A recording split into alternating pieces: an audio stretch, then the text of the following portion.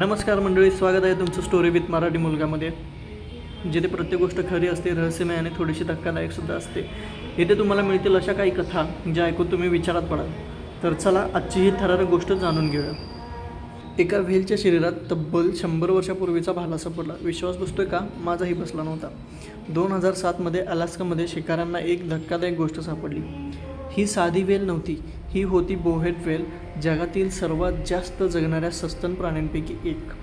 वेलच्या शरीरात खोलवर अडकलेला होता 19व्या शतकातील एक स्प्लॉन्डिंग हार्पून. हा भाला 1879 ते 1885च्या दरम्यान बनवला गेला होता. म्हणजेच ही वेल किमान 100 वर्ष जगली होती किंवा 100 वर्षापेक्षाही जास्त जगली होती. शास्त्रज्ञांच्या मते जेव्हा या वेलवरती हल्ला झाला होता तेव्हा ती आधीच 15 ते 20 वर्षांची होती. म्हणजेच 2007मध्ये जेव्हा ती सापडली तेव्हा तिचं वय होतं तब्बल 115 ते 130 वर्ष. आणि काही संशोधन सांगतं या प्रजातीचे वेल 200 वर्षापेक्षा जास्त जगू शकतात. पण एक महत्त्वाची गोष्ट म्हणजे सोशल मीडियावर दिसणारे फोटो अनेकदा खरे नसतात, कारण हा भाला बाहेर दिसत नव्हता. तो वेलच्या शरीराच्या आतमध्ये खोलवरती होता.